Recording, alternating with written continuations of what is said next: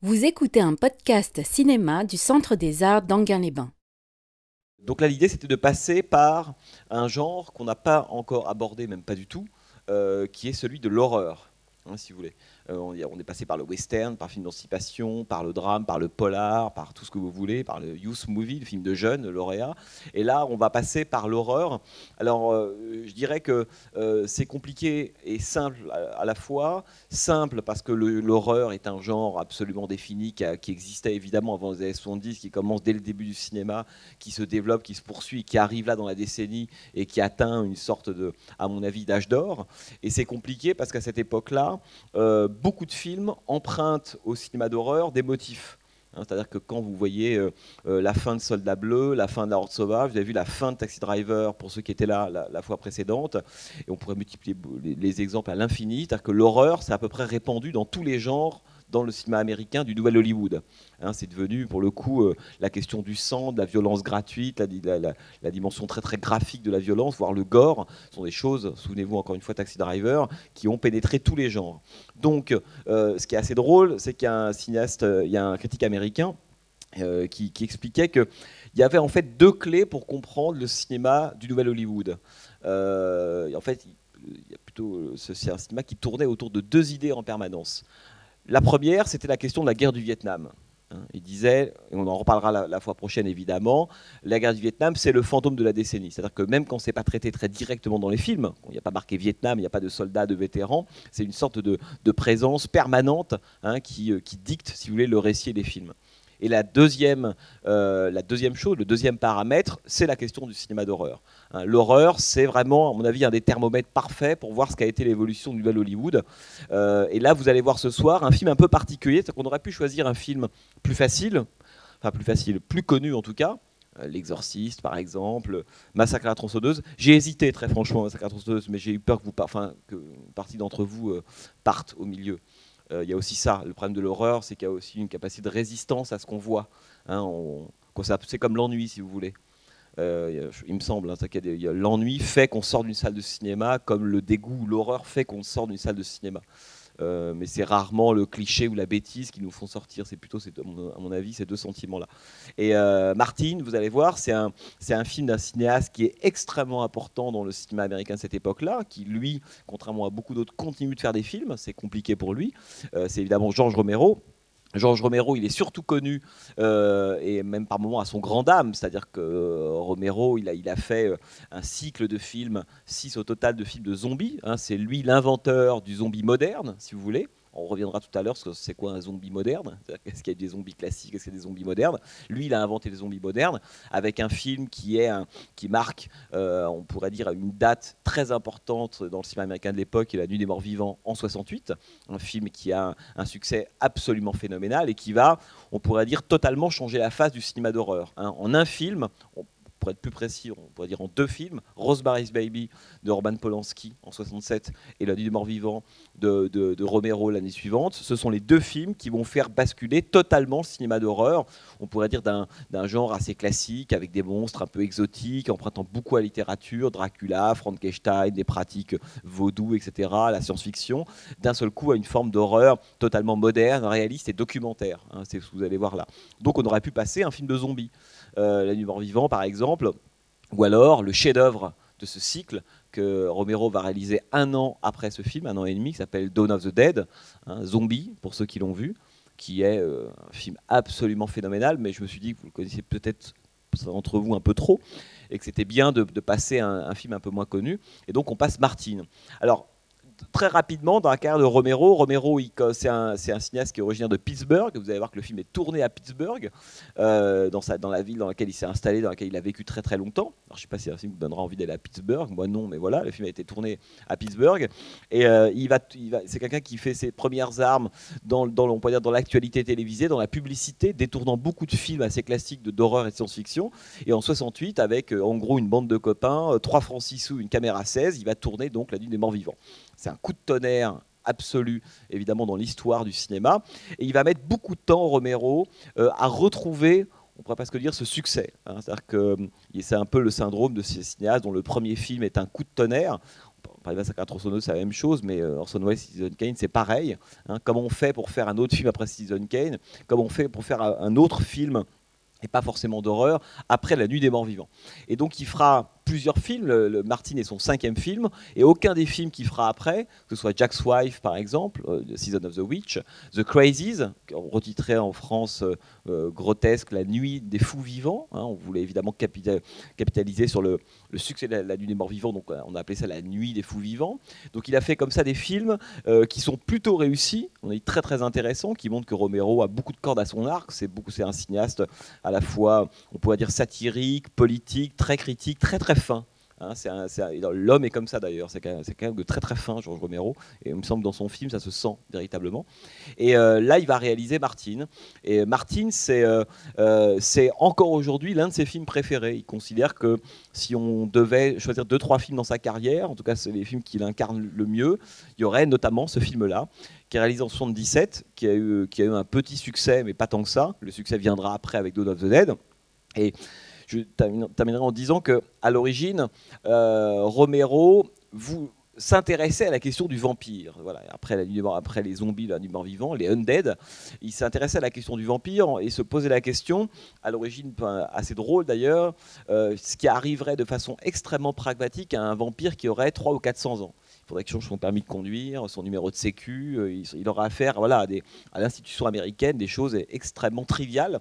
Et c'est là-dessus qu'il est parti au départ pour écrire son scénario. Ça devait être une comédie, une vraie comédie, non pas une comédie lourde, une comédie ou appartenant au burlesque, non, on pourrait dire une comédie plutôt subtile à la LHB, quoi, si vous voulez. Et au fur et à mesure de l'écriture, il s'est rendu compte que au fond, il a eu peur que le public ne suive pas. Pendant 1h40, ces histoires un petit peu étranges autour d'un vampire qui tente de faire refaire son passeport. Et il a bifurqué vers le film que vous allez voir là, qui est un film, alors là pour le coup, extrêmement sombre. Hein. C'est un film qui est difficilement aimable. Martin, il faut le dire, et quand vous allez le voir, c'est un film qui est à mon avis, c'est un mélodrame à l'origine. Hein, c'est un mélodrame fantastique, si vous voulez. Et donc, il va faire ce film, tourné à Pittsburgh, là encore une fois avec une équipe de gens très resserrés. Sur le tournage, ils étaient 14-15 en permanence, les acteurs compris, c'est inimaginable. Tourné, comme le disait Jean-Paul, en 16 mm. Hein, donc vraiment. Et la première version du film sera d'abord intégralement en noir et blanc et va durer 3 heures. Alors, c'est assez drôle, parce que je vous rassure, c'est pas, la version que vous allez voir là n'est pas intégralement en noir et blanc, mais la première version fait 3 heures en noir et blanc. Et Romero, en voyant cette version-là, décide d'introduire certaines séquences, de remettre certaines séquences en couleur, vous verrez le sens que ça a dans le film, et de ramener la durée du film à un format, on pourrait dire, plus raisonnable. Hein. Donc le film fait à peu près 1h30, alors qu'il y a une version de 3 heures qui existe quelque part, et c'est assez drôle parce que Romero a perdu cette copie-là. Et donc... quand vous croisez Romero, il vous dit toujours, si jamais vous tombez sur une copie de Martin à version de 3 heures, c'est un peu mon Graal, j'aimerais bien la retrouver pour la voir. Quoi. Et voilà, donc là, la version que vous allez voir dure 1h30. Voilà, je fais une bonne projection. Vous allez voir, c'est un film qui est pas, évidemment, comme tous les films qu'on voit depuis le début, c'est pas un film binaire, c'est pas un film dont le discours est absolument limpide, ça joue en permanence sur l'ambiguïté, on peut penser plein de choses différentes en permanence en voyant ce qui arrive à Martin. Et moi, je pense que c'est évidemment ce qui fait le prix de ce film, c'est son espèce d'ambiguïté ou d'ouverture, quoi, si vous voulez. On en discutera évidemment juste après. Par rapport à ce que je vous disais au tout début de la présentation, je voulais vous préciser 2-3 choses sur cette question de l'horreur dans les années 70. Pour quelle raison? On s'est dit qu'il fallait passer évidemment et forcément un film d'horreur, parce que c'est un genre qui est très important. Il y a eu beaucoup de films d'horreur réalisés pendant la période, et des grands films d'ailleurs. Hein. Je vous parlais de L'Exorciste, qui a eu un succès phénoménal, Rosemary's Baby, Massacre à la tronçonneuse, pour ceux qui... vous avez vu Massacre à la tronçonneuse, ce film de Toby Hooper, hein, Wes Craven, qui a fait des films comme D'un sur la gauche, par exemple, ou La colline à des yeux, qui sont des films particuliers. Le monstre est vivant, film de Larry Cohen, l'homme qui a créé Les Envahisseurs, vous savez, le petit doigt. Hein. Bref, il y a eu beaucoup de films d'horreur au cours de la période. Et donc, alors, il y a 2-3 choses, à mon avis, qu'il faut dire avant qu'on attaque très précisément ce film-là. La première, c'est qu'une des raisons qui font que l'horreur va devenir un genre très important dans les années 70, mais non seulement important, mais il est important dans la mesure où il révèle, si vous voulez, on pourrait presque dire le refoulé de l'histoire de l'Amérique. C'est à ça que le zombie, vous disiez que ça vous a semblé le plus politique hein, les films de zombies de Romero par rapport à celui-là. Le zombie, c'est un des rares personnages, d'ailleurs nouveau, créé par le cinéma américain depuis 40 ans. Il n'a pas 36. Et le zombie, c'est une figure absolument formidable, hein. L'idée, évidemment, de Romero, souvenez-vous, à l'époque, dans les années 30-40, le zombie, c'est plutôt une sorte d'esclave. Hein, il y a un film assez connu de 1932 qui s'appelle White Zombie, dans lequel Bela Lugosi, une sorte de chef de plantation qui dirige de main de fer son domaine en se servant d'esclaves qui sont zombifiés. Hein, donc le zombie, c'est souvent la métaphore de l'esclave, mais sont plutôt en fait des créatures ou des humains qui sont sous une influence vaudou. Ils ne sont pas du tout des morts-vivants. Ce qu'on appelle le zombie à l'époque, c'est pas ça du tout. Et puis Romero, évidemment, arrive en 68 et lui va complètement, on pourrait dire, révolutionner la figure du zombie. Hein, le zombie, ça devient, c'est vous et moi. Déjà, ça c'est très important, mais vous et moi après la mort. Hein, et c'est une espèce de créature qui n'a aucune motivation. C'est ça qui est extrêmement important. Le zombie, on ne sait même pas pourquoi il est là tout simplement. Hein. C'est vraiment c'est Clément Rosset, philosophe, qui parlait de l'idiotie du réel, c'est-à-dire ce qui a lieu, et on ne sait jamais pourquoi, pour quelles raisons ils sont apparus. Au début, Romero s'amuse à lancer quelques petites explications comme ça. Il y a eu de la radioactivité, peut-être un phénomène climatique ou autre, mais c'est plus pour faire diversion, ça ne l'intéresse pas du tout. Ce qui l'intéresse, c'est cette espèce de double de nous. Hein. Donc le zombie, c'est une figure totalement moderne, dans la mesure où, elle n'a pas de sens, elle est juste là, etc. Et aussi parce qu'elle révèle, hein, on pourrait presque dire, c'est les plaies de l'histoire américaine, si vous voulez. Hein. Très, très littéralement, le zombie, il est déliquescent, c'est l'histoire américaine qu'on a enterrée. Hein. Et puis, un jour, cette génération de Nouvelle Hollywood a envie de voir à quoi ressemble cette histoire-là. Elle la ressort de terre, et cette histoire-là, elle est purulente, et elle ressemble à un zombie. Et le zombie, et Romero l'a toujours dit, lorsqu'il a créé le premier, 68, et puis il y en aura évidemment beaucoup d'autres, pour lui, la grande métaphore du zombie, il a toujours été conscient de ça. L'intérêt de Romero, contrairement à d'autres cinéastes américain et parfois d'horreur américain, c'est qu'il est très très conscient de ce qu'il raconte. Hein, chaque film est une allégorie, une fable, il peut vous expliquer parfaitement ce qu'incarne le zombie, et pour lui le zombie, c'est la métaphore du changement. Hein. Enfin, le changement, c'est maintenant avec le zombie, si vous voulez, c'est que c'est pas super normal, quoi. Hein. Mais c'est ça, le zombie, c'est-à-dire que c'est tout simplement un désir de changement. Et le zombie, qu'est-ce qu'il fait dans les différents films? Parce qu'au fur et à mesure des films de la saga, les zombies, évidemment, prennent de plus en plus d'importance. Les humains ont de moins en moins d'espace où se réfugier. Et jusqu'à Land of the Dead, pour ceux d'entre vous qui l'ont vu, où il y a vraiment une petite ville, une tour, il n'y a plus beaucoup d'espace pour les humains. Et donc, il y a presque une inversion, aussi bien dans l'espace que du nombre d'individus entre les zombies et nous. Et le zombie, c'est le désir de changement, c'est la métaphore on pourrait dire, d'une société qui veut dévorer l'ancienne. Le zombie, il est là pour ça. Il n'est pas là pour dire autre chose. C'est pour ça que c'est une figure géniale, parce que c'est un peu comme une sorte presque de surface de projection sur laquelle on met ce qu'on veut. C'est-à-dire que c'est un buvard génial, si vous voulez, le zombie. À la fin des années 60, quand Romero décide de faire du personnage principal du mort-vivant, de prendre un acteur noir pour le faire, et lui a toujours dit non, c'est pas une métaphore politique, je trouve que c'était le meilleur à ce moment-là pour ce rôle-là. Il n'empêche qu'en 68, le personnage principal qui va prendre en charge la survie du groupe humain, c'est un acteur noir. Et c'est lui, évidemment, qui va organiser la survie, très difficilement, parce qu'on se rend compte que le pire des ennemis ne sont pas les zombies, mais c'est l'incapacité des humains à se regrouper entre eux. C'est le grand sujet de Romero, c'est son côté Howard Hawks, quoi, si vous voulez. Et à la toute fin des Nuits Morts-Vivants, vous l'avez tous vu, la Nuit Morts-Vivants, ou pas? Non? À la fin de la Nuit Mort-Vivant, ce qui est terrible, c'est qu'il y a évidemment des milices qui circulent dans la campagne américaine, qui font du tir de zombies comme on ferait du tir de lapin, si vous voulez, et qui tombent sur la maison qui a tenté de résister à l'assaut des zombies. Ils sont tous morts, sauf le héros noir. Et de loin, il y a cette espèce de milice qui est très très nixonienne, hein, à l'époque, et qui voit le noir sortir de la maison, et ils le prennent évidemment pour un zombie, ils lui tirent dessus, et ensuite ils le récupèrent avec un croc de boucher. Et Romero filme ça sous la forme d'images arrêtées, hein, avec de photographies de presse, renvoyant très exactement aux différents, évidemment, massacres de noirs, à la tradition très raciste du sud des États-Unis, lorsqu'on lynchait comme ça les noirs. À la fin des Noirs vivants, on a l'impression de voir un documentaire sur le sort des noirs aux États-Unis à la fin des années 60. Bon, tout ça pour dire que ce qui est passionnant avec les zombies, c'est qu'à chaque décennie, son type de zombie et donc sa métaphore. À la fin des années 60, le zombie il arrive parce qu'en gros c'est l'ère, c'est la décennie des droits civiques. Si vous voulez. Et c'est ça qu'il incarne, le zombie, cette espèce de désir de revanche, de rééquilibrer, on pourrait dire, les pouvoirs.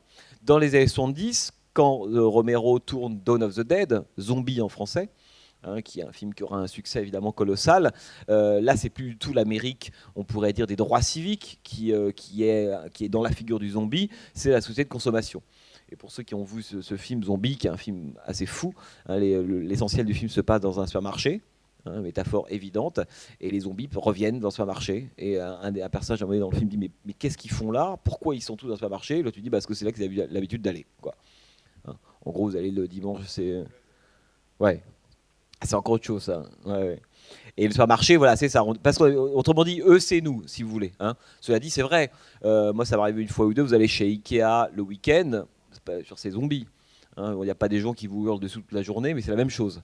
Et donc la métaphore, elle est évidemment extrêmement puissante. C'est-à-dire l'absence d'individu, le désir idiot de consommation, le fait de déambuler en groupe, tout y est, quoi. C'est une grande critique zombie de la société de consommation, mais le zombie, c'est le consommateur idiot. Voilà.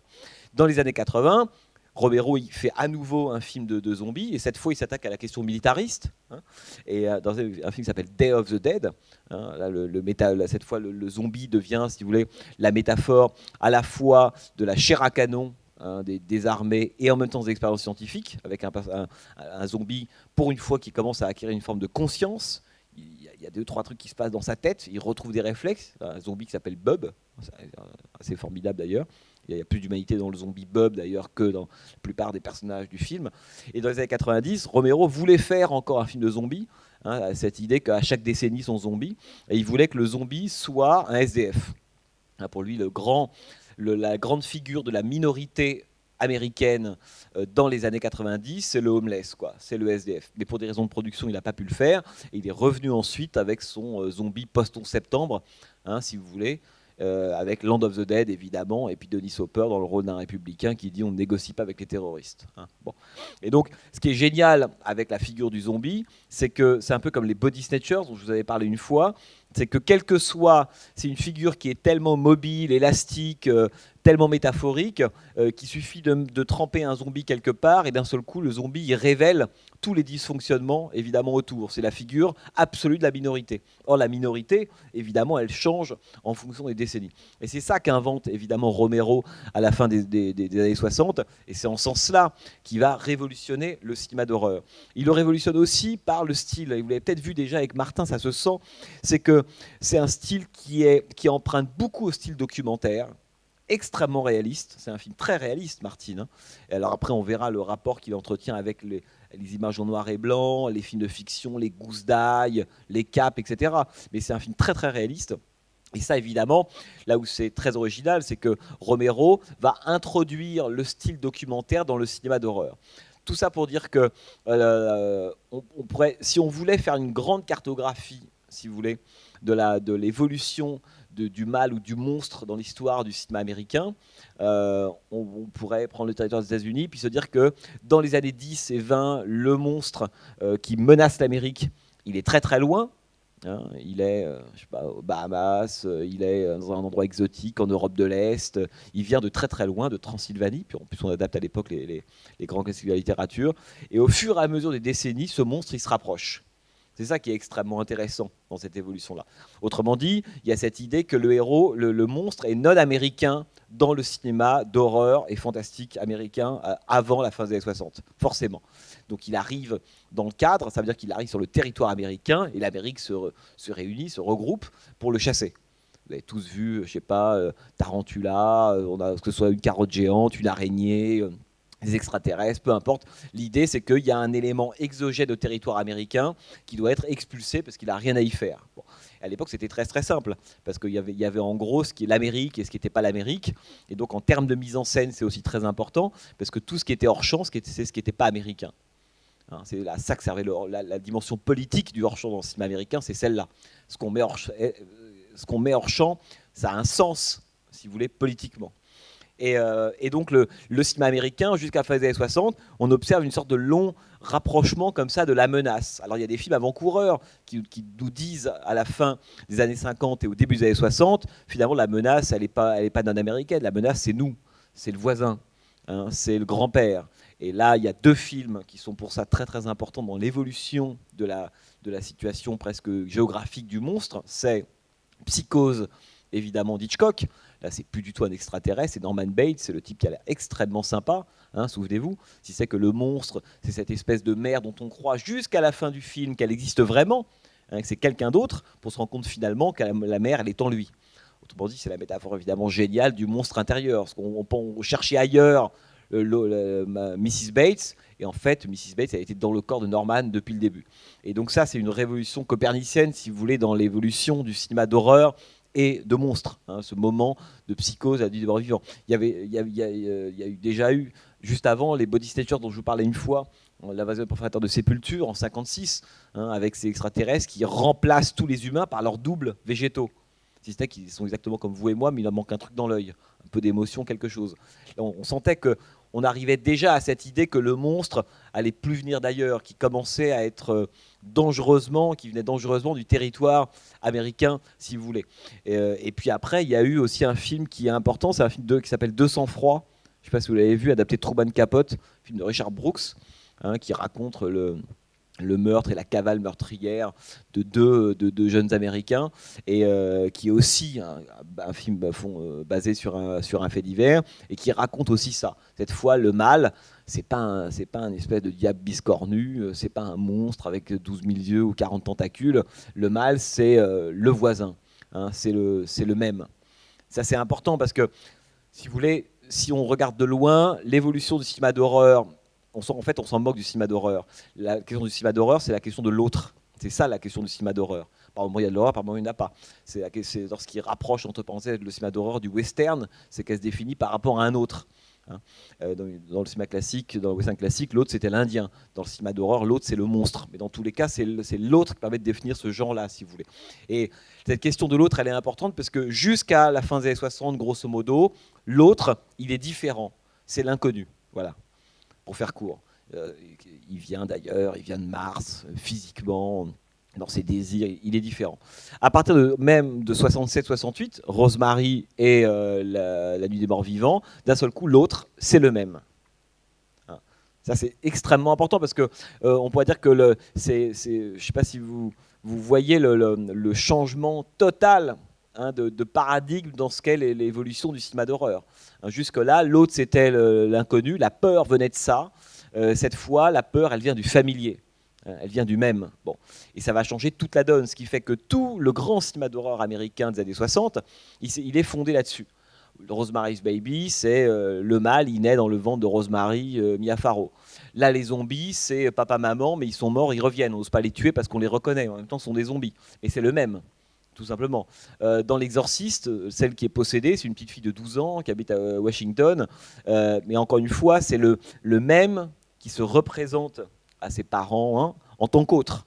L'Exorciste, on en parle comme d'un film d'horreur, mais en fait pas vraiment. C'est le drame d'une mère qui ne reconnaît pas sa fille. C'est un mélodrame, si vous voulez, L'Exorciste, qui emprunte des effets d'horreur, bien sûr. Mais pour moi, c'est pas vraiment un film d'horreur d'ailleurs. Le monstre est vivant, pour ceux qui l'ont vu, c'est pareil. Un petit couple d'Américains tout à fait normaux qui un jour, la femme met au monde un monstre, tout simplement. Hein, c'est un film de Larry Cohen, celui dont je vous parlais. Et on pourrait multiplier des exemples comme ça, si vous voulez. Ce qui veut dire que la question d'un seul coup de l'autre, hein, se transforme en la question du même qui fait peur. Ce qui fait que, alors vous me dites si vous me suivez, ce qui fait que dans le cinéma d'horreur classique, il y avait en termes de mise en scène une espèce de découpe ou d'opposition extrêmement claire entre le chant et le hors-champ. Hein, tout simplement. Le chant, c'était le droit au sol, c'était l'Amérique, c'était les gens qui avaient le droit d'y être, les gens bien, qu'on reconnaissait, machin. Et le hors-champ, c'était la zone de la peur, de l'inconnu. Bon. Et donc la mise en scène, elle fonctionnait là-dessus. Je veux dire, on ouvre un placard, on a peur de ce qui va surgir du hors-champ, etc. Autrement dit, on n'a pas de doute sur ce qui est dans le champ, on a la trouille de ce qui va arriver à côté, dans le plan suivant, ou alors derrière un décor, ou peu importe. À partir du moment Rosemary, du mort vivant, si vous voulez, à partir du moment où l'autre et incorporé dans le même, vous comprenez que cette question du champ et du hors-champ est plus du tout la même chose. Ne renvoie plus du tout au même type de mise en scène. Puisque pourquoi faire croire qu'il y a un hors-champ quand on sait que le hors-champ, il est sous vos yeux? Le problème, c'est que quand est-ce qu'il va surgir? Et comment on le repère, ce hors-champ? Parce que le hors-champ, c'est l'autre. C'est le mal, si vous voulez, c'est l'inconnu. Et donc, tout le cinéma d'horreur des années 70, et c'est en ce sens-là qu'il est moderne, ça veut dire que c'est quoi une image moderne? C'est une image qui fait question. Voilà. C'est une image qu'on doit analyser. On en a plusieurs fois parlé de ça, de cette question-là, de l'image qu'on doit analyser, qu'on doit déchiffrer, qui ne se comprend pas tout de suite, quoi. Et dans le film d'horreur moderne, les individus, si vous voulez, pour faire court, ne se comprennent pas tout de suite. On ne sait pas si ceux qu'on a dans le cadre sont du côté, pour dire un peu caricaturalement, si vous voulez, du bien ou du mal. Est-ce qu'il n'y a pas deux personnalités? Est-ce qu'il y en a dans Martine, tous ces films-là sont des films qui sont tous organisés autour de personnages qui sont doubles ou duels ou schizophréniques. C'était le cas de Psychose, c'est le cas de La Nuit des Morts Vivants, puisque le zombie, c'est ça. Le zombie, vous avez des personnages que vous suivez pendant 40, 45 minutes, 1 heure, hein, et puis d'un seul coup, parce qu'ils ont été mordus, parce que voilà, qui est mordu par un zombie devient zombie, un peu comme les vampires, si vous voulez, parce qu'ils ont été mordus, on les quitte 2-3 plans, puis on revient, ils sont tout livides, et cette fois ils veulent vous manger, et pourtant c'est exactement les mêmes. Hein. Et donc il y a évidemment cette espèce d'effet de reconnaissance qui fait peur. C'est à la fois le même, en même temps animé par un autre désir, si vous voulez. Dans Martine, c'est la même chose. On a un personnage qui est complètement double. Là, on va y revenir. Et c'est pour ça qu'il y a un personnage qui est dur à définir. C'est un personnage qui se demande s'il est un vampire. Ben, nous, avec lui d'ailleurs, est-ce que c'est un vampire lié à une malédiction ancestrale, on serait du côté du fantastique, ou alors est-ce que c'est juste un type qui est complètement malade et qui s'est convaincu qu'il est un vampire, et comme il n'est pas complètement débile, il sait que les fausses dents, ça ne sert pas à grand-chose, il a remplacé les dents par des lames de rasoir.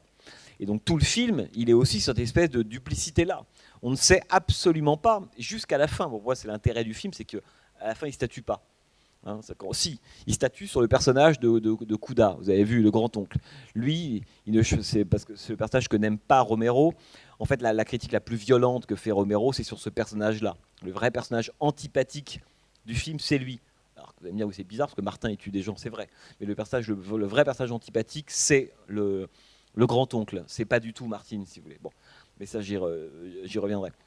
Donc cette question de l'évolution du cinéma d'horreur, hein, de l'existence, de la situation du mal, elle est évidemment très importante. Ça, c'est un des grands facteurs, si vous voulez, de l'évolution du genre. Et Romero, lui, il s'inscrit complètement là-dedans. Et ensuite, il y a un autre élément très important. Je vous parlais de la question documentaire. Bon. Pourquoi, d'un seul coup, le cinéma d'horreur, à partir de La Nuit des Morts Vivants, il devient documentaire? Ça veut dire quoi, un documentaire? Le film est tourné en noir et blanc à l'époque, en 16 mm, il y a la caméra est tremblée, on a l'impression que c'est pris sur le vif, comme si un reporter avait été plongé au milieu d'un début d'invasion de zombies. Hein, c'est ça l'effet reportage. Aujourd'hui, on parle de l'effet caméra vidéo, ou alors, vous savez, quand on filme à la première personne une caméra vidéo, il y a eu 1000 films comme ça, Cloverfield, Rec, tous ces trucs-là, quoi. Bon. Mais à l'époque, c'est ça, cette idée d'un seul coup qu'on a le sentiment de vivre en direct, hein, les événements, tournant en noir et blanc. Bon. À quoi ça renvoie? Ça renvoie d'abord à quelque chose qui est très important pour cette génération-là, sont les actualités télévisées, qui sont évidemment en noir et blanc. Hein, le noir et blanc renvoie à l'actu télévisée, et aussi, évidemment, au type d'image qu'on voit à cette époque-là. C'est-à-dire que quand on dit que le cinéma d'horreur explose à la fin des années 60, il explose pas tout seul, il explose aussi parce qu'il y a eu des assassinats politiques qu'on a vus à la télévision, parce que tous les jours, les Américains, depuis 65, voient 20 minutes d'actu du Vietnam, avec des corps en charpie, des images d'horreur. Donc l'image, elle est d'abord arrivée, de certaine façon, dans la réalité, dans l'histoire, véritablement, avant de contaminer le genre. C'est pour ça que quand on voit tous les jours des corps mutilés, hein, de GI ou de Viet Cong au Vietnam, quand on voit la tête du président qui explose et plein d'autres choses comme ça horribles, il est évident que le cinéma d'horreur avec son vampire, sa cape, ou Frankenstein et la carotte géante, d'un seul coup ça marche plus. Hein, tout le monde a conscience que le mal, l'horreur, c'est plus ça du tout. Et donc le cinéma d'horreur, il s'adapte à cette nouvelle période-là. Et c'est pour ça que ça devient un cinéma d'horreur documentaire, si vous voulez. Et il récupère tous les signes, d'ailleurs, du documentaire. Hein, façon de dire aussi que, évidemment, il y a des arguments fantastiques dans ces films-là, mais ça parle de la réalité. Hein, La Nuit mort-vivant, ça parle de l'Amérique de la fin des années 60, hein, comme Dawn of the Dead, comme Rosemary's Baby, comme L'Exorciste, etc. Donc cet documentaire, il est important parce que c'est la réalité elle-même qui se met à être éclaboussée par des séquences d'horreur. Ce qui fait que le cinéma d'horreur est obligé de se mettre à niveau d'un seul coup. Hein, et cette espèce de grand basculement de la fin des années 60 au début des années 70, il vient exactement de là, si vous voulez. Hein, de ce mélange entre l'autre, c'est le même, et l'effet documentaire qui arrive dans le cinéma d'horreur. Alors, ce qui est intéressant, et là je vais essayer d'aller un peu plus sur Martin, c'est que lorsque le film sort, c'est pour vous parler un peu de la mise en scène du film qui me semble très caractéristique de Romero, typique de lui. Ce qui fait qu'on aime ou qu'on n'aime pas, pour les mêmes raisons. Il y a beaucoup de gens qui apprécient plutôt le film. Le film a un succès très confidentiel à Martin. Mais beaucoup de critiques, et pas uniquement français, mais américains, disent ouais, c'est intelligent, c'est subtil, mais alors qu'est-ce que c'est mal foutu? C'est assez drôle, et ça c'est une critique qu'on lira très souvent à propos des films de George Romero, c'est qu'on trouve par exemple, le film que vous venez de voir, c'est un film qui est mal goupillé, mal réalisé. Je ne parle pas du point de vue du contenu, du scénario, des personnages, mais en termes de mise en scène, on trouve que c'est en gros que c'est un film d'amateur. Bon. Et ça c'est absolument passionnant, parce que, je ne sais pas si vous vous souvenez de la toute première séquence du film, la façon dont le film s'ouvre, on n'a aucune séquence d'exposition, on n'a pas le côté la petite ville tranquille, et puis tranquillement on va se resserrer, se rapprocher d'un groupe d'individus et d'un scénario, d'une intrigue, pas du tout. On est tout de suite lancé dans le vif du sujet. Ça, c'est l'héritage documentaire de Romero. Il n'y a pas de raison que le monde commence quand le film commence. Ça a commencé avant. Dès que ça commence, on a l'impression d'être pris tout de suite de court. Hein. Et ce qui est très très beau, c'est la façon dont les plans, je ne sais pas si vous l'avez vu, ne s'enchaînent pas normalement. Ce qu'on appelle mal foutu, en fait, ce sont les faux raccords. C'est-à-dire qu'on est dehors, on est dedans, tout va très très vite. Hein, à l'époque, on trouvait que le cinéma de Romero, alors que Romero est un type qui, à l'époque, fait tout sur les tournages, ou quasiment tout. Je veux dire, il a écrit le scénario, il filme les 9/10 du temps, c'est lui qui monte ses films. Hein, donc, c'est un grand monteur, George Romero. Mais c'est un montage, à l'époque, qui est un montage, on pourrait dire, pas orthodoxe, quoi. C'est-à-dire que le principe du montage, c'est de rendre invisible le passage d'un plan à un autre. Ce qui fait que pour le regard, c'est plutôt assez coulant, c'est fluide, si vous voulez. C'est la plupart des films, de la mise en scène classique, même quand le contenu est subversif ou révolutionnaire, c'est ça. C'est-à-dire qu'on n'a pas le sentiment d'être agressé à chaque plan, indépendamment de ce que ça montre. Dans les films de Romero, pas du tout. Et Martin, c'est vrai, l'ouverture de Martin, elle est déjà agressive en soi. Mais elle n'est même pas agressive parce que, avant, lui va prendre cette femme, lui taillader le bras, et Dieu sait que c'est violent. Elle est agressive déjà dans la mise en scène. La façon dont George Romero monte cette séquence-là, c'est une façon qui agresse, qu'on a l'impression que les plans sont pas raccords entre eux, qu'il manque des choses, qu'on n'est jamais au bon endroit, comme si on n'avait que quelques moments d'une séquence idéalement fluide qu'on voudrait voir. Évidemment, c'est très volontaire de la part de Romero, et on pourrait dire, parce que vous avez bien vu que l'essentiel du film pose sans arrêt des problèmes de montage. Pourquoi telle séquence n'a pas telle autre? Pourquoi mélanger le noir et blanc et la couleur?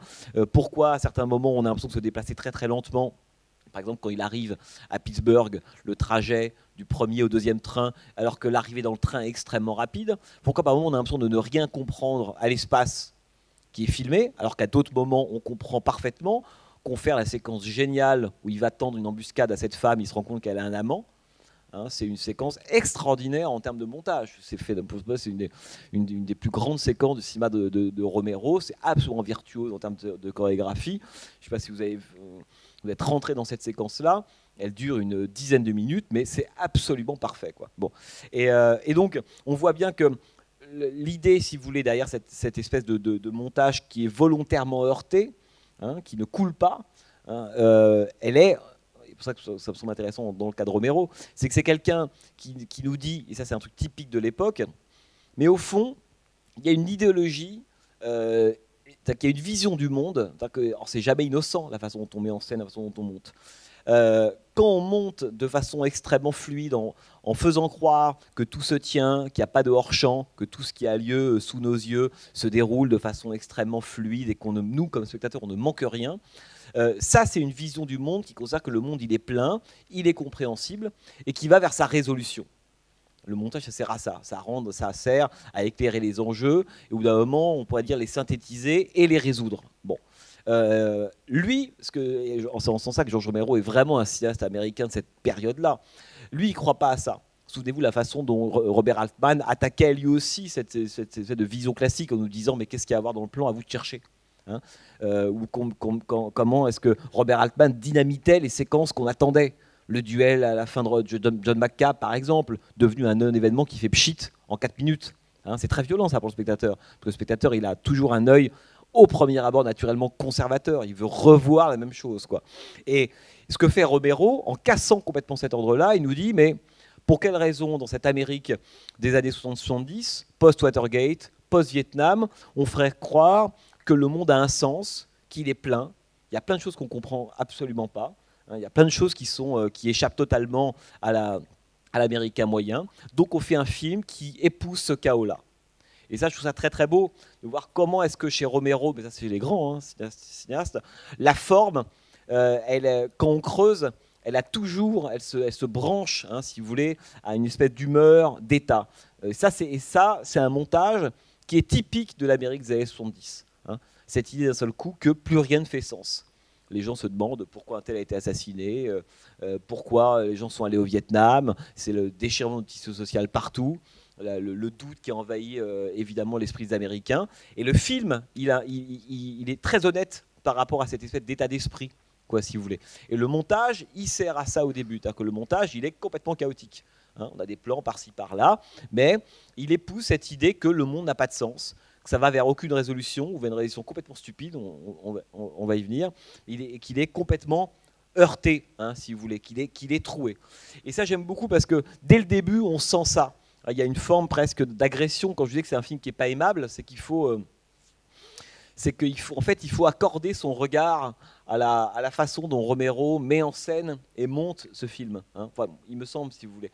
Et il y a, juste après, j'aime beaucoup l'ouverture du film, lorsque lui donc, attend, c'est la nuit, et va rentrer donc, dans la couchette de cette femme.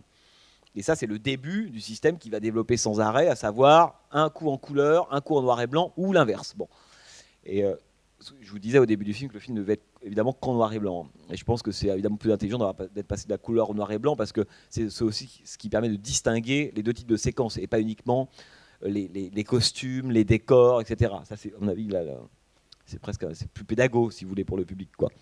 Et ce qui est génial dans cette séquence-là, c'est que la première fois qu'il rentre dans la couchette, il ouvre la porte, séquence en noir et blanc. Là, je ne sais pas si vous vous souvenez, une espèce de musique un peu qui ulule. On a l'impression que la femme est là, l'attend, c'est la pose lascive. On est dans le cliché absolu de ce qu'est le film de vampire, hein, ou plutôt de la victime qui attend, pour des raisons sexuelles que tout le monde connaît sur les vampires, qui attend d'être mordu par ce vampire hyper séduisant. Hein. Donc, on pourrait dire, premier moment réaliste, hein, assez glauque, les gens qui rentrent dans le train. Chez Romero, Romero a toujours aimé prendre des personnages qui sont ni beaux, qui sont ordinaires. Il aime les détails triviaux, Georges Romero, hein, lorsqu'elle sort de la couchette avec son masque. Ça, c'est un détail trivial que j'aime beaucoup, ça. Faut être malin pour faire ça, je veux dire. Hein. À ce coup, il y a le surgissement du réel, de la banalité la plus triviale qui arrive dans le film d'horreur, comme ça. Et donc, lui, premier moment extrêmement réaliste. Là, on perd un peu nos repères, on ne sait pas trop ce que c'est que ce personnage, ce qu'il veut faire, etc. Il est en train de remplir ses seringues, etc. Et deuxième moment, on rentre dans son fantasme à lui, si vous voulez. Alors déjà, cette séquence en noir et blanc, elle est compliquée, parce qu'on va le revoir à plusieurs reprises dans le film, c'est qu'on peut comprendre de plusieurs façons toutes les séquences en noir et blanc, de cette façon. Il y a première lecture, c'est on rentre dans son mental de malade. Voilà. La question, c'est pourquoi est-ce qu'il est malade, comment il est arrivé là, on verra. Mais son mental, voilà à quoi ça ressemble. Ça ressemble à une espèce de film, on pourrait presque dire, victorien, en noir et blanc. Voilà, c'est ça. Donc, première lecture, on rentre dans son mental. Et évidemment, quand le réel surgit, elle se débat, paf, on a tout de suite le contre-champ. Alors là, pour le coup, totalement hyper réaliste et totalement trivial de ça. Comme s'il y avait d'un côté la réalité atroce de ce qu'il est en train de faire, hein, qui prenait le dessus sur cette espèce de monde mental dans lequel il était. Donc ça, première lecture des images en noir et blanc, c'est ça. C'est-à-dire qu'on a à chaque fois qu'il va commettre, pas toujours d'ailleurs, quand il va commettre un meurtre, mais pas uniquement, à certains moments de son existence ou de son rapport avec les autres, il a des images qui surgissent et que Romero nous montre. Bon, ouais. Vous allez nous quitter ? Eh bien, la prochaine fois. C'est dans Voyage au bout de l'enfer. Voyage au bout de l'enfer dans un mois, 5-6 semaines, un truc comme ça. Au revoir. Et alors où j'en étais, oui. Alors, donc, images en noir et blanc, première lecture, c'est ça. Deuxième lecture des images en noir et blanc, c'est de se dire, finalement, c'est pas le point de vue du personnage lui-même, c'est le point de vue de Romero. C'est-à-dire que Romero nous dit, voilà, ce film-là, au fond, on pourrait le filmer, si on était dans les années 30, 40, exactement comme je vous les montre là en noir et blanc. Autrement dit, ce qu'on est en train de voir, c'est le cinéma hollywoodien tel qu'il représente le vampire d'un point de vue classique, si vous voulez. Et après, Romero nous dit, voilà, maintenant on passe en 75, 76, et voilà comment c'est aujourd'hui réellement. Autrement dit, ça serait presque, les images en noir et blanc, c'est l'ancien Hollywood, si vous voulez, avant le surgissement du nouvel Hollywood. L'ancien Hollywood avec tout ce que ça a de faux, à la fois d'oripeaux, de kitsch, de séduisant, de glamour, c'est un peu ça. Et puis après, on passe dans le réel des années 70 et de ce que c'est vraiment. N'oubliez pas que les années 70 voulaient dévoiler l'envers du cinéma classique américain, et là, c'est une autre paire de manches. C'est glauque, on met du temps, je veux dire, il faut qu'elle s'endorme, elle ne comprend pas pourquoi. Enfin voilà, c'est ça. Vous savez, c'est un peu comme Hitchcock filmant le meurtre dans le rideau déchiré en disant qu'il faut que ça dure parce que tuer quelqu'un, c'est long. C'est chiant, c'est glauque, donc ça prend du temps, donc ça va durer 12 minutes. Quoi. Là, c'est un peu ça. C'est pas du tout, c'est pas Bela Lugosi, Terence Fisher, la fille qui est là, poitrine charnue, avec sa petite tenue, qui l'attend, la gorge déployée. Là, pas du tout. Tout est archi glauque, elle veut pas, il a une seringue, la lame de rasoir, etc. etc. Bon. Donc, la deuxième lecture, on peut se dire, les images en noir et blanc, en fait, c'est la sorte de confrontation dans sa tête, entre eux, et dans celle de Romero et de nous, entre l'ancien Hollywood, le cliché du cinéma classique, si vous voulez, et le nouveau. Bon. Et puis, il y a une troisième lecture de ces images en noir et blanc, c'est de se dire, au fond, et c'est ça qui me semble intéressant, c'est qu'on n'est ni du côté totalement de l'image mentale de Martine, ni totalement du côté des images de cinéma, on est dans l'entre-deux. Ça veut dire que ces images-là, effectivement, elles appartiennent au mental de Martine. Quand on voit le film, on se dit que c'est bien de sa tête à lui que surgissent ces images-là. À aucun moment on se dit que ce sont des images qui circulent, qui sont vues par d'autres personnages. Non, ça vient vraiment de lui. En même temps, si ces images viennent de lui, elles ont été fabriquées par quoi ? C'est ça qui est évidemment intéressant. Elles ont été fabriquées par cette espèce de famille dont on comprend que c'est une famille de fous furieux, elle est traitée de moyenâgeuse, etc., qui en fait l'a éduqué, qui a mêlé la malédiction et les films hollywoodiens. C'est ça qui est assez beau dans le film. Ce qui fait que pour lui, la pathologie, elle prend la forme des images d'Hollywood.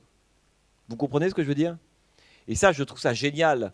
Parce que le film est très compliqué là-dessus. Il est pas, c'est pas où, je vous dis, il y a plus, et tout se mélange. Ce qui fait qu'il a un mental qui est infesté, ou plutôt qui est totalement formaté par un mélange entre ce que lui a dit sa famille et les films d'Hollywood qu'on lui a montrés. On l'appelle Nosferatu, mais ça veut dire quoi ? Évidemment, on imagine que cette famille, tout ce qu'il y avait, ceux qui étaient derrière l'oncle Kouda, cette espèce de malédiction qu'on se transmet de génération en génération, cette famille lui a tout simplement montré des films hollywoodiens et que ces films-là ont nourri son imaginaire. Et ça, c'est assez beau parce que le film passe en permanence de l'un à l'autre. Alors non seulement dans les images en noir et blanc, c'est un mélange entre les images d'Hollywood et des images fantasmées et mentales. D'ailleurs, comme Romero est un grand cinéphile, il s'amuse dans ses images en noir et blanc vraiment à faire des références à des films fantastiques hollywoodiens très connus. Je pense notamment au moment où il est poursuivi par des hommes avec des torches. Ça, c'est une citation très directe du final de Frankenstein. Quand la créature de Frankenstein est poursuivie par des torches, elle se réfugie dans un moulin. Je ne sais pas si vous vous souvenez. Donc, on voit bien combien ces images-là, c'est presque, quand on les regarde dans le détail, une sorte de patchwork des films que nous, on a vus. qu'on connaît par cœur. Ça s'appelle Dracula, du loup-garou, Frankenstein, la fiancée de Frankenstein, enfin tous ces films-là. Et Romero s'amuse à mettre des détails typiques de ces films-là dans ces images en noir et blanc. Mais il fait aussi autre chose. C'est pour ça que le film est à mon avis, encore plus intéressant que ça. C'est qu'il aurait très bien pu être sur cette ligne pendant 1h30 en nous disant, bon, il y a la réalité, puis il y a la mythologie. Enfin, il y a la réalité puis l'imaginaire, et puis il n'y a pas de dialogue entre les deux. C'est ce que là où le film est triste, évidemment, c'est qu'il n'y a jamais aucun dialogue à un moment qui n'aboutit. Au début, on pourrait penser que l'un va devenir presque le thérapeute de l'autre. Si ça se trouve, Martine aurait pu guérir l'oncle Kouda de sa foi bigote moyenâgeuse, et puis Kouda aurait pu guérir Martine de sa maladie. Mais en fait, non seulement les deux ne se comprennent pas, ne se comprendront jamais, ils ne se frôlent jamais, et à la fin, c'est l'autisme absolu, puisque l'autre lui plante un pieu, conformément à sa folie à lui, quoi. Donc ça, le film est très triste aussi, à mon avis, et d'ailleurs la bande-son est très belle, la bande originale. Elle épouse cette espèce d'humeur un peu mélancolique. Au fond, c'est foutu dès le début, quand on écoute la bande-son, on sent que, de toute façon, c'est un peu une sorte de film élégiaque, quoi, si vous voulez.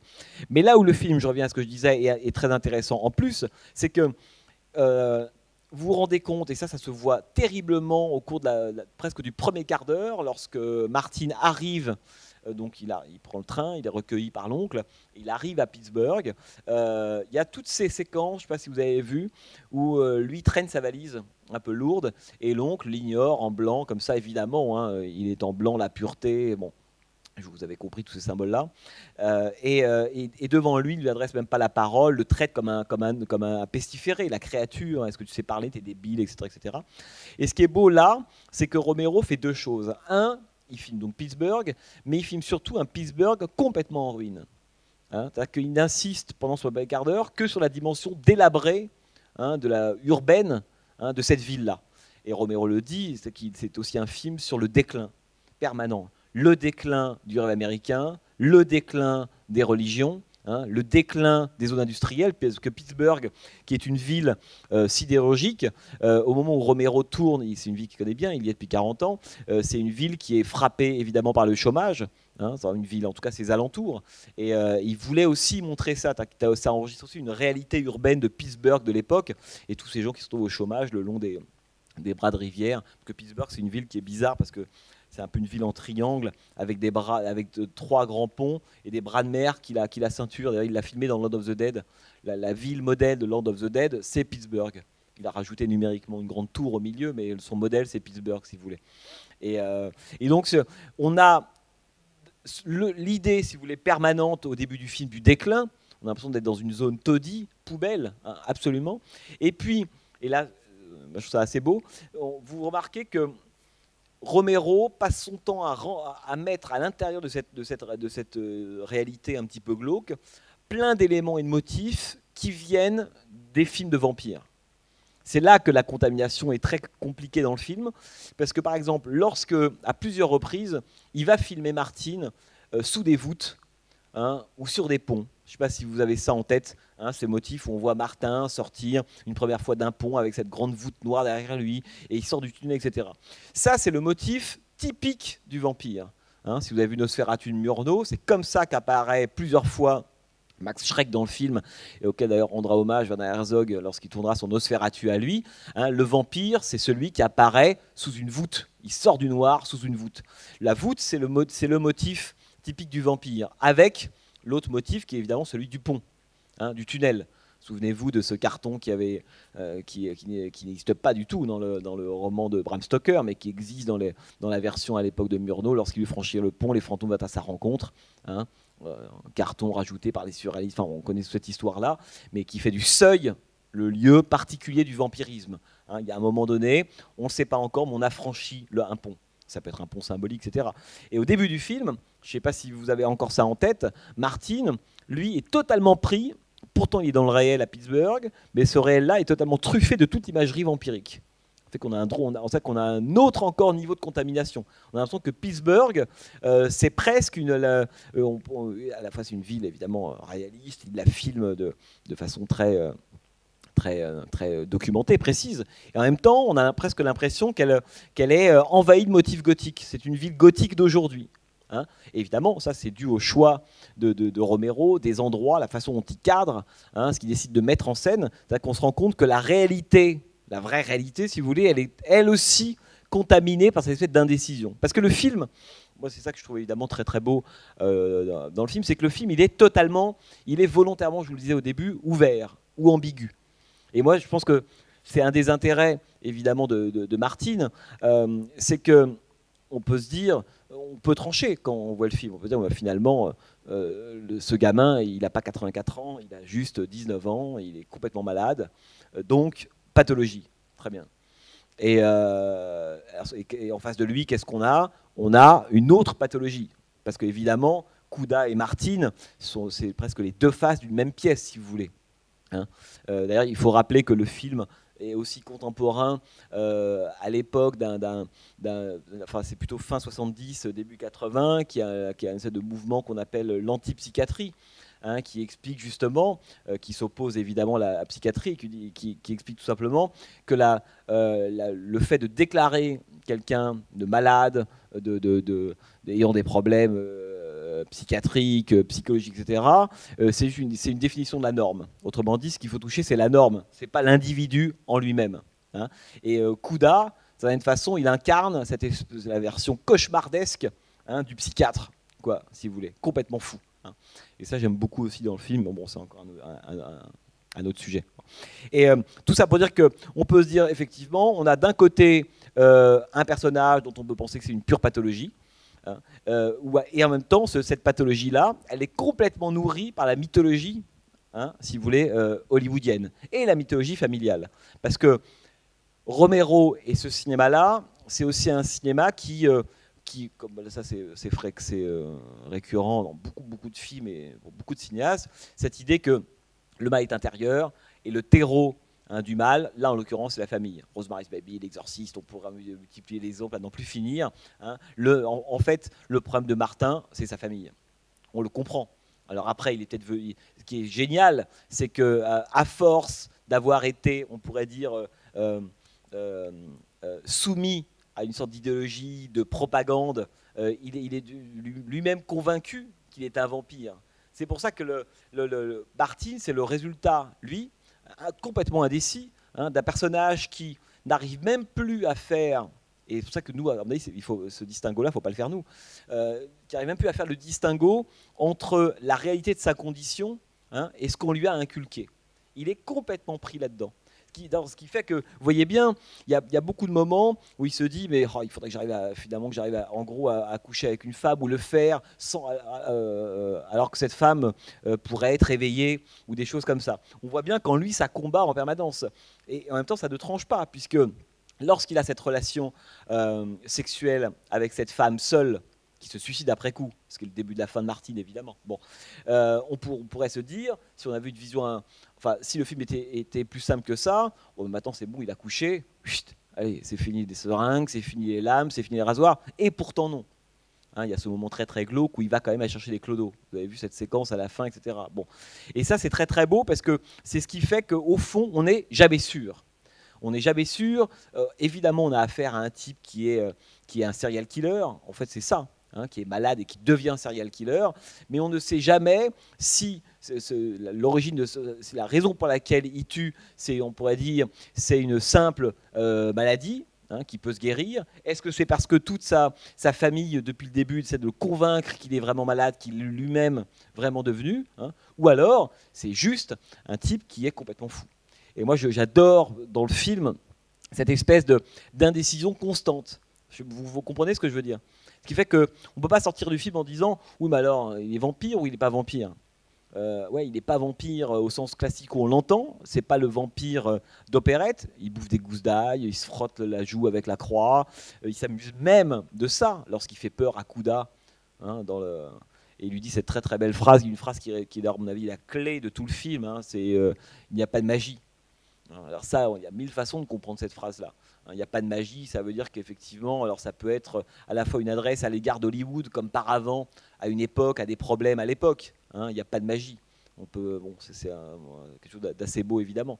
Il n'y a pas de magie aussi, tout simplement, parce que ce qui essaie de faire comprendre à son oncle que c'est une pathologie, qui se règle de façon totalement médicale et pas du tout par un exorcisme, par un pieu, etc. etc. Et ça, c'est la phrase que Martin répète plusieurs fois et qui est assez belle. Mais encore une fois, c'est un passage qui est très compliqué, à mon avis, à saisir. C'est qu'il est un peu tout ça à la fois, si vous voulez. Il est à la fois du côté de la mythologie et aussi en même temps du côté de la pathologie. Jusqu'à cette fin, qui est pour moi une fin typique des années 70, où effectivement il reçoit le pieu, et puis il est enterré comme un chien. Parce que c'est un chien dans le jardin, etc. quoi, si vous voulez. Et ça, pour moi, c'est un des grands intérêts de Martin, c'est la façon dont tous les films américains d'horreur à l'époque se confrontent à chaque fois à une mythologie qui leur préexiste. Que ce soit du film d'horreur, du film d'enfants maléfiques, d'exorcisme, de redneck, etc. Toujours. Bon. Dans le cas de Romero, là où Navi c'est très très fort, c'est qu'il ne dit pas on va remplacer la mythologie d'avant par un nouveau réalisme. Il dit le problème du réalisme aujourd'hui, c'est qu'elle a tellement été nourrie de mythologie qu'au fond, ça a une influence aussi sur la réalité. Vous voyez ce que je veux dire? Et ça, c'est très beau. C'est-à-dire qu'il ne fait pas la différence.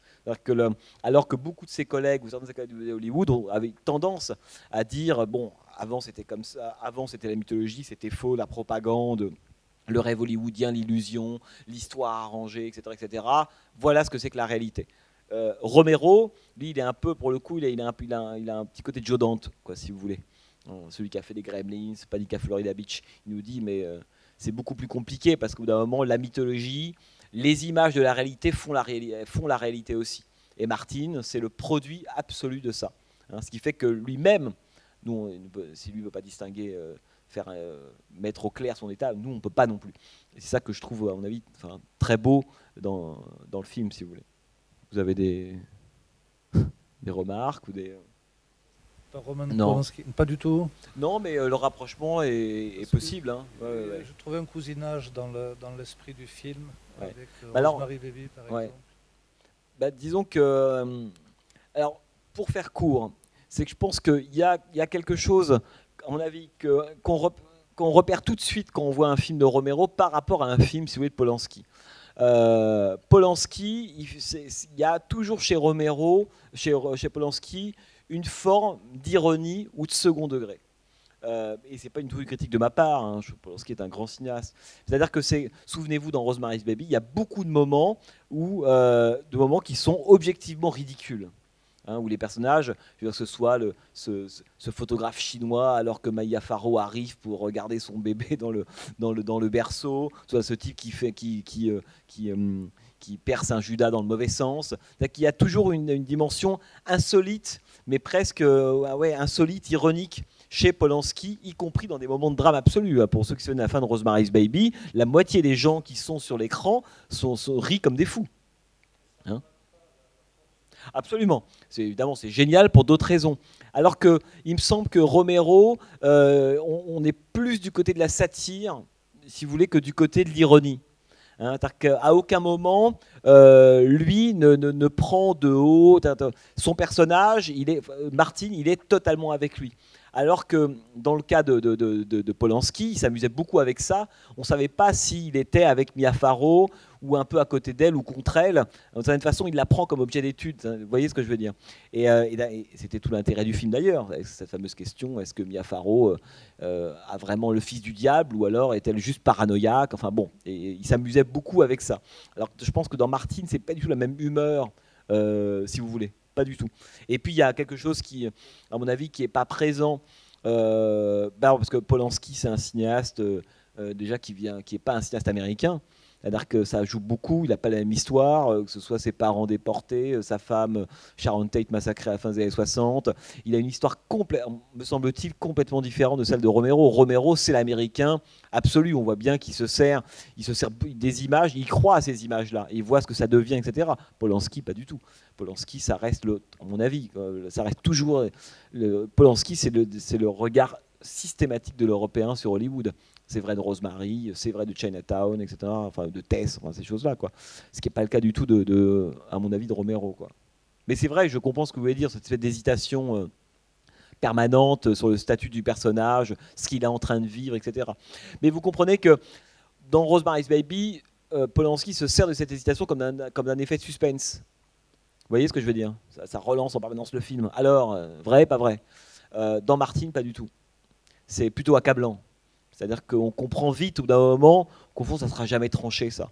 Que non seulement il ne sera jamais guéri, qu'il est un peu de tout ça à la fois, et qu'on va droit dans le mur. Mais jamais le film ne se sert de cet affect que serait le suspense. Est-ce qu'on va savoir finalement?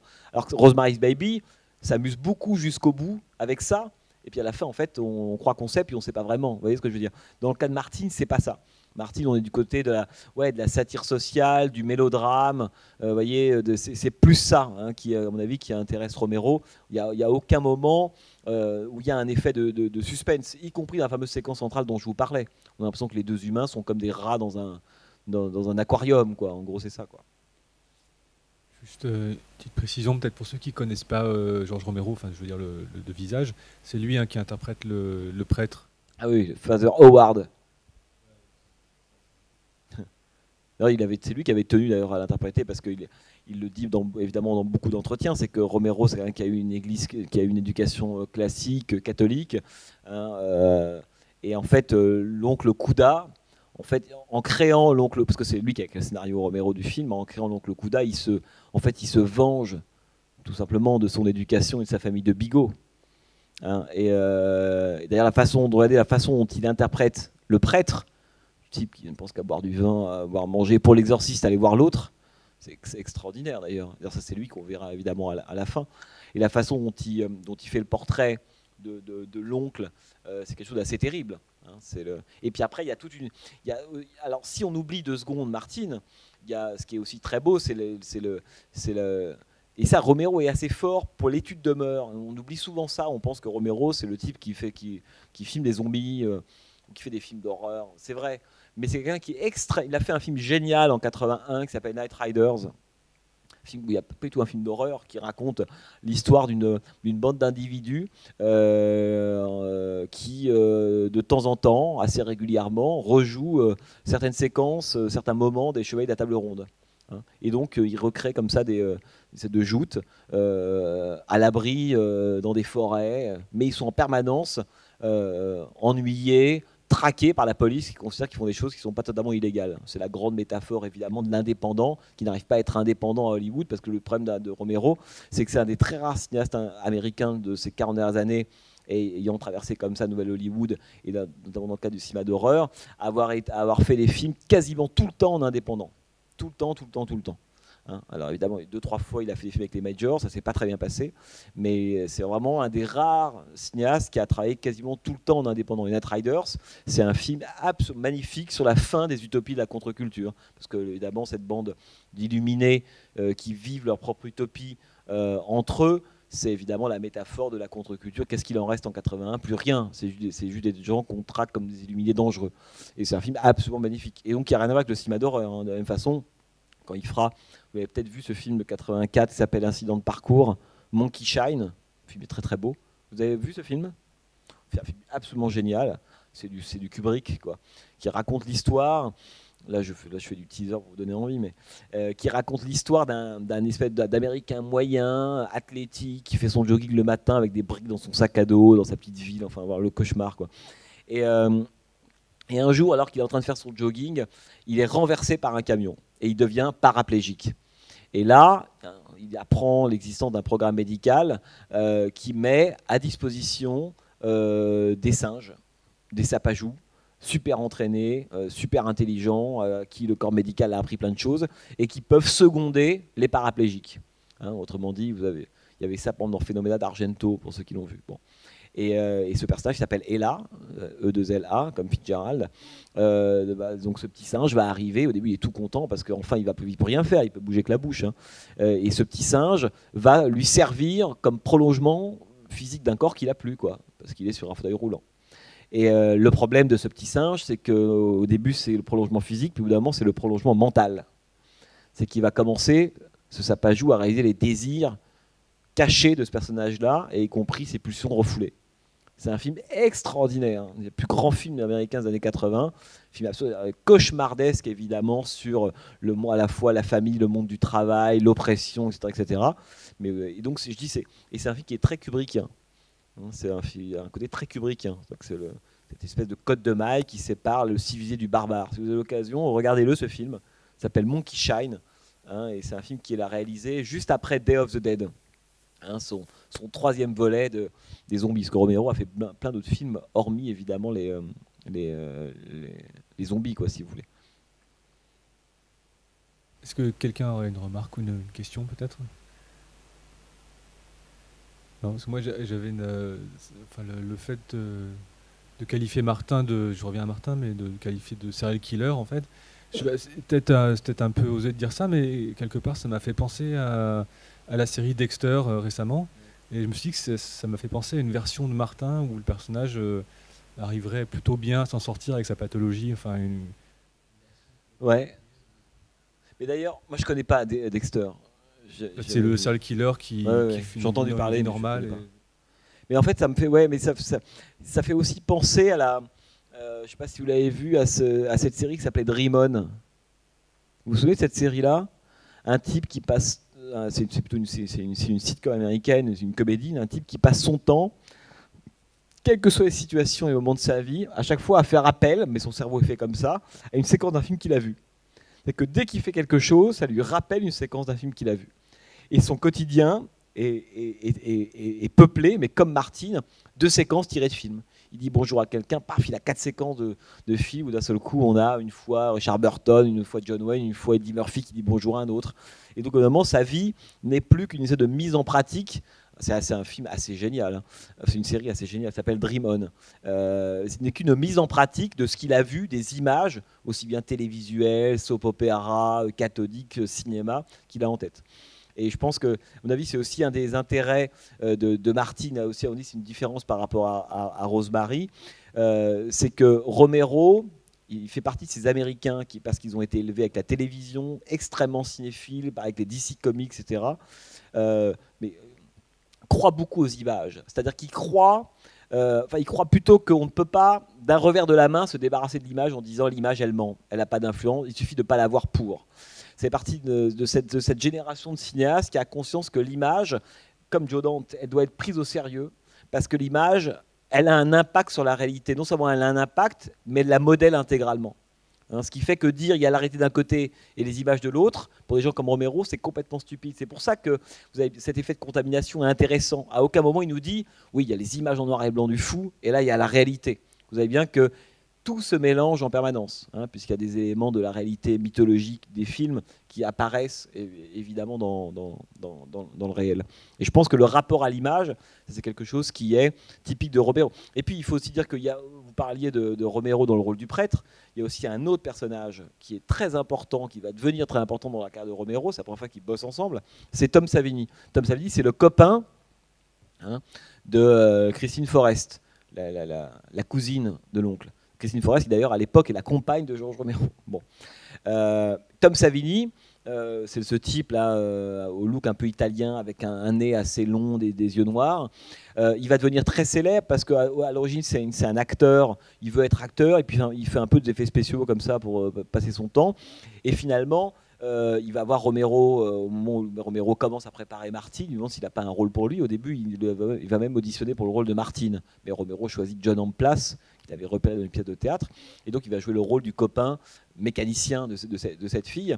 Et Tom Savini va être celui qui va faire les effets spéciaux, notamment les effets spéciaux des films de zombies et de Romero, pendant des années et des années. Ça va devenir, si vous voulez, c'est un des rares, à mon avis, c'est un des rares maquilleurs dont les cinéphiles connaissent le nom, Tom Savini. Il fera lui-même un film, il apparaîtra dans des films, etc. Et donc il va travailler avec Romero sur tous les films de zombies. C'est lui qui fera tous les maquillages des films de zombies, etc. Et là, il s'est déjà entraîné. Et pourquoi je dis ça? Parce que, indépendamment du fait que c'est une collaboration qui naît à cette occasion, c'est que Tom Savini, là on est en 77, il a fait, comme beaucoup de cinéastes de cette période ou d'acteurs, il a été confronté évidemment à la guerre du Vietnam. Et lui a fait la guerre du Vietnam, Tom Savini. Et quand il faisait la guerre du Vietnam, il le racontera plus tard, lorsqu'il était reporter photographe là-bas, il avait les mains dans le cambouis, c'est le cas de le dire, et il a passé beaucoup de temps à faire des photos de cadavres au Vietnam, beaucoup. Et il expliquera plus tard que la plupart des effets spéciaux qu'il fera pour les films de Romero, les films de zombies, etc. Le modèle, ce sont les cadavres qu'il a photographiés au Vietnam. C'est extrêmement intéressant comment est-ce que la jeunesse d'un film, finalement, on vient confirmer ce que raconte le film lui-même. Hein. Et Tom Savini, il l'a toujours dit, mon école de l'effet spécial, hein, ça a été l'horreur au Vietnam. Il n'a pas fait une école d'effets spéciaux du tout. Il a juste pris en photo et vu toute la journée des cadavres, des bouts de membres. Et donc, il a appris comment faire des effets spéciaux, comment mutiler des corps, comment représenter des membres, voir d'où ça saignait, pourquoi, à quel moment, etc., en faisant la guerre. Hein. Et il y a beaucoup de cinéastes qui sont passés par là. C'est comme Wes Craven, dont on parlait tout à l'heure, qui a aussi un rôle important dans le cinéma d'horreur. L'homme qui fera Scream. Voilà. La tétralogie des Scream. Wes Craven, pareil, c'est quelqu'un qui au début a commencé à faire des films d'horreur assez pas crapoteux, très dur à voir. Devant sur la gauche, c'est un film extrêmement dur à voir. Tous ces films-là, c'est des films qu'on ne pourrait évidemment plus refaire du tout aujourd'hui. Ils passeraient pas du tout le cap de la censure. Il n'y a qu'à voir les remakes qu'on fait de ces films-là, qu'on revoit les remakes, mais même y compris le remake de Zombie, le remake des Chiens de paille, tout ça, c'est des versions puritaines de tous ces films-là. Aujourd'hui, c'est des films, c'est même pas pensable. Et lorsque Wes Craven tourne ses films, lui, il vient de l'école du montage, et notamment du montage de bandes d'actualité. Il travaille dans une chaîne de télévision. C'est marrant parce que c'est un ancien prof de français, enfin de lettres, Wes Craven. Et dans cette chaîne de télévision, il montait les images en provenance de la guerre du Vietnam. C'est lui qui montait toutes les bandes d'actualité. Hein. Évidemment, c'est quelque chose qui a une influence importante sur les films qu'il fera après, y compris même certaines images de ces films qui sont des citations très très directes de certaines images d'actualité en provenance évidemment de l'Asie du Sud-Est, quoi. Et donc c'est drôle, façon de parler évidemment, hein, de voir combien le Vietnam, je disais au tout début que le Vietnam a été un fantôme permanent de la décennie, mais évidemment, hein, c'est ça que la question, le cinéma d'horreur ne pouvait évidemment pas dans les années 70 faire comme si tout ça n'avait pas lieu, quoi. Hein. Et d'ailleurs, quand vous prenez, je vous parlais tout à l'heure de Taxi Driver, avec son final totalement gore, mais regardez son Secret de Coppola, par exemple, où Coppola dit j'ai envie de faire un film d'horreur, hein, sur les écoutes téléphoniques. Regardez dans Les Hommes du Président, par exemple, l'informateur de Bob Woodward et Bernstein, qui s'appelle Gorge Profonde. Gorge Profonde, qui est un nom tiré évidemment du célèbre film porno de Damiano. Et il est filmé comme un vampire. On a Donald Sutherland dans le film, on a l'impression que c'est Dracula qui est dans les parkings. Tout ça pour dire que une des choses qui caractérise le cinéma américain de Nouvelle Hollywood de cette période-là, c'est qu'évidemment, il y a encore des genres qui tiennent. On le fait là. On dit, tiens, il y a un western, il y a un film bien, un polar. Mais en fait, c'est beaucoup plus fragile que ce que ça a été à l'époque du cinéma classique, en gros, jusqu'au début des années 60. Que là, on a un western, mais il y a un moment, c'est un mélo, il y a un moment, c'est un film d'horreur. C'est devenu ce qu'on appelle finalement une décennie très transgenre, si vous voulez. Hein. Tout a beaucoup circulé, les genres se sont mélangés terriblement. Alors qu'Hollywood fonctionnait en termes de studio, de financement et d'attrait du public sur une découpe très serrée des genres. Hein, on allait voir un film noir de la MGM, c'était pas un film noir de la Warner, plus social. Il y avait les mélodrames, les comédies musicales, les westerns. C'est des choses extrêmement codifiées, avec des acteurs liés à certains genres, des scénaristes pour des gens, des réalisateurs pour des gens, etc. À la fin des années 60, tout ça a complètement explosé. Ce qui fait que oui, il reste du western, mais au fond, quand on voit les westerns, on a l'impression que ce ne sont plus des westerns. Ce qu'on a fait la fois d'avant, où il y a 2-3 séances sur John McCabe, c'est qu'on a cessé de parler de John McCabe comme étant un film qui, au fond, était tout sauf un western. Hein. Et là, on pourrait prendre Martin en disant il est dans la catégorie film d'horreur, mais en fait, on ne cesse de parler de choses qu'on retrouvera ailleurs. Le début de Martin, c'est un début, par exemple, avec ce mélange des deux types d'images. Comment est-ce que la réalité, comment le fantasme se heurte contre une réalité très très violente. La femme, on pourrait dire offerte, et puis la femme découpée à la lame de rasoir. C'est un début qu'on retrouvait quelques années plus tôt dans Midnight Macadam Cowboy, hein, de John Schlesinger. Je ne sais pas si vous vous souvenez de ce film, si vous l'avez vu. John Voight, hein, c'est de campagnard américain un peu plouc qui veut réussir à New York, et puis il débarque dans l'enfer de la ville, et il se rend compte qu'entre l'image qu'il avait de lui comme séducteur, cowboy, etc., et sur quoi il va tomber, en l'occurrence un homme malade joué par Dustin Hoffman, et il va devenir un gigolo, un espèce de monde extrêmement glauque. Bah, la confrontation entre son imaginaire, d'homme qui a vu trop de films, qui a trop vu John Wayne, et la réalité qu'il va découvrir, avec le même type d'alternance d'ailleurs, entre des images fantasmées, des images réelles, et la même que dans Martin. C'est-à-dire que c'est un procédé qu'on va souvent revoir. Et alors le début de Macadam Cowboy, ça commence comme un western, et puis après ça devient un road movie, puis ensuite ça devient un drame urbain.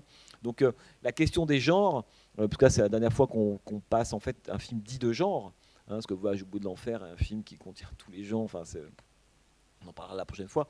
Mais la question du genre est très fragile dans les années 70. En tout cas, disons que ce n'est pas du tout la bonne façon d'aborder cette décennie-là. Voilà, pour être tout à fait clair. Dire j'ai vu un film d'horreur, Massacre à la tronçonneuse, qu'est-ce que c'est ? Il y a moins de sang dans Massacre à la tronçonneuse que dans Taxi Driver, véritablement. Et pourtant, on a le sentiment, déjà le titre français est terrible, on a le sentiment d'avoir vu des corps découpés pendant 1h30. Alors que c'est un drame réaliste extraordinaire, Massacre à la tronçonneuse, mais d'une violence évidemment inouïe. Et où est l'horreur ? Je veux dire, tout est réaliste, aucun personnage n'a de don surnaturel. On est dans un drame qui vire un drame catastrophe, quoi, si vous voulez. Mais Massacre à la tronçonneuse n'est pas un film d'horreur. Qu'on regarde le film en détail, évidemment, ça l'est pas du tout. Et on pourrait comme ça multiplier les exemples. On parlait de Soldat Bleu tout à l'heure. Soldat Bleu, pour ceux qui l'ont vu parmi vous, ça commence comme un western plutôt inoffensif, gentillet, voilà, pro-indien. Et puis peu à peu, ça vire dans un bain de sang. On a presque le sentiment que là, pour le coup, le film a changé de genre et de registre. Et cet effet de changement, il était bien incarné d'ailleurs la fois d'avant par Taxi Driver, de films qui ne se fixent jamais sur une émotion, voilà, qu'on passe notre temps à... Il n'y a pas de confort du regard dans ces films-là. Martin, c'est pour ça que je vous disais au début, c'est un film pas très aimable, parce qu'en fait, c'est un film d'horreur qui n'en est pas un, si vous voulez. En fait, je ne sais même pas pourquoi on appelle ça, pourquoi il est rangé dans la catégorie film d'horreur. Si vous voyez, vous comprenez ce que je veux dire. Est-ce que, puisque tout ce qui est de l'ordre de l'imaginaire est identifié comme tel, parce qu'il y a de la violence, il y a de la crudité évidemment dans ce qui se passe, dans ce qu'il fait, etc., etc. Mais c'est un film sur un cas pathologique, vous voyez, c'est un drame sur un cas pathologique, c'est un drame familial, si vous voulez. Mais au fond, c'est devenu un film d'horreur parce que le mythe du vampire et parce que Georges Romero, c'est tout.